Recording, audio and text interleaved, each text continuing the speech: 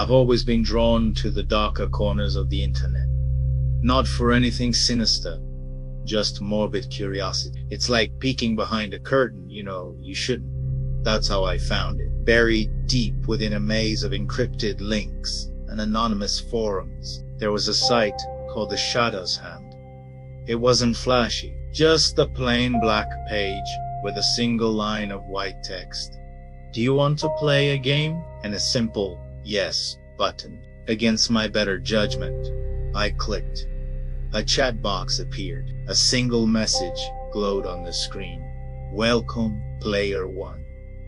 Your first task is simple. Go to your kitchen and turn off the main water valve. You have 5 minutes. Fail, and you forfeit. A forfeit fee was listed, an amount that made my stomach drop. It was a bizarre, harmless request. I figured it was some kind of elaborate prank. I laughed it off and went to the kitchen. Just for kicks, I found the valve under the sink and gave it a turn. As soon as I did, my phone buzzed. An anonymous number.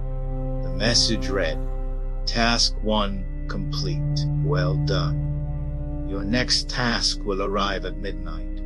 My blood ran cold. How did they get my number? How did they know I'd completed the task? The initial thrill was quickly replaced by annoying dread. I tried to close the website, but it wouldn't let me. The chat box flashed with a new message. Leaving is not an option. The game has begun. My heart hammered against my ribs. This was no prank. I was trapped. At midnight, exactly as promised, the next task arrived. Go to the oldest cemetery in your town.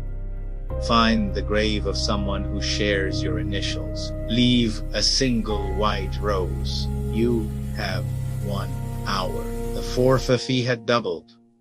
This was escalating. It was creepy, but still manageable. The cemetery was silent and haunting under the moonlight. I felt like a ghost myself, my breath fogging in the cold air as I searched the tombstones. Finally, I found it. A weathered stone with my own initials. A name faded by a century of rain and wind. My hands trembled as I placed the rose on the cold granite. As I turned to leave, my phone buzzed again. This time, it wasn't a text. It was a picture. A grainy night vision photos of me standing right there by the grave.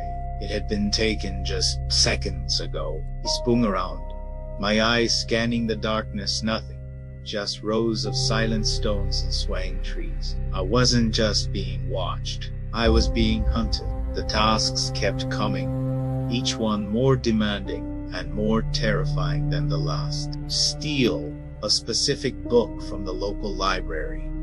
Leave an unsigned, threatening note on a stranger's doorstep. Cut the power to your neighbor's house for exactly 3 minutes. Each task pushed me further from my own reality, twisting my morals, making me a puppet for some unseen master. The forfeit fees became astronomical, threatening financial ruin. But the real fear was what forfeit truly meant. The messages became more personal, mentioning my family, my friends, my deepest fears. The game knew everything about me. I tried everything to escape. I disconnected my internet, but the tasks came through as texts. I threw my phone into a river, but a new one, identical to my old one, was delivered to my doorstep the next morning with the game's interface already glowing on the screen. The message was chilling. Did you really think it would be that easy? Now, for your next task, let's involve someone you care about. That's when I knew this wasn't just about me anymore. My life was no longer the only one on the line. The game had me by the throat, and it was squeezing tighter. I was exhausted, paranoid, a prisoner in my own life. I spent my days in a haze of fear and my nights performing these twisted chores. But one night, a task gave me a sliver of hope. It was a coding challenge. Decrypt this file. You'll have until sunrise. It was complex, layered with firewalls and traps. but I had a background in cybersecurity. This was my world. For the first time, I felt like I had a chance, a weapon. As I worked, breaking through layers of code, I realized this wasn't just a task.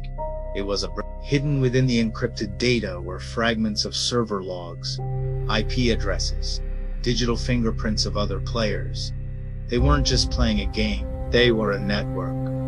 And I wasn't the only one trapped. The files revealed a pattern. Each player was chosen for a specific skill set. The game wasn't random.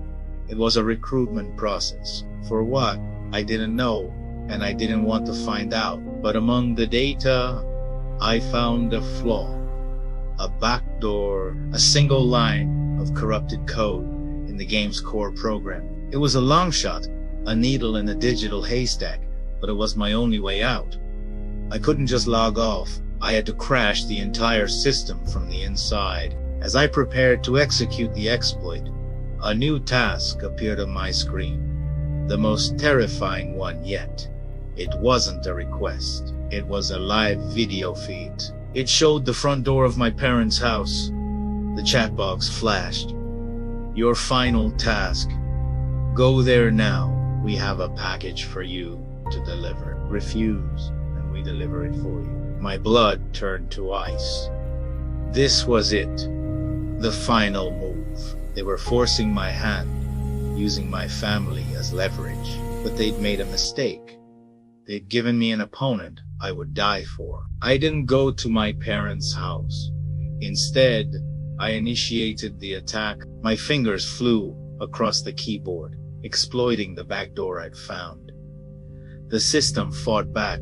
My screen flooded with warning messages, corrupted files, and taunts from the game master. You can't win, player one. We are everywhere. My computer's fans whirred like a jet engine. The lights in my apartment flickered. It felt like the digital world was collapsing around me. For a moment, I thought I'd failed. The screen went black. Silence. Then, slowly, my desktop reappeared. Normal. The cursed website was gone. My phone was silent. I waited. My body coiled tight with anticipation. An or pased. Then another. Nothing. No tasks. No threats. No grainy photos. Primera di donne italiano, had crashed the game. The relief was so overwhelming, it brought me to my knees. But the victory felt hollow.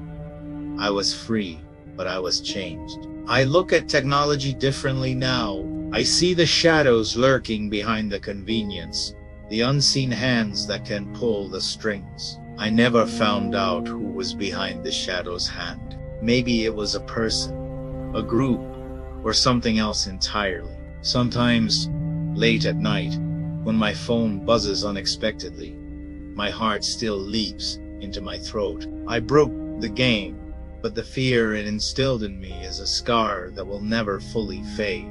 I escaped the dark web, but a part of it will forever be with me. A constant reminder that some doors, once opened, can never truly be closed. Be careful what you click on in the dark. You never know who or what might be waiting to play.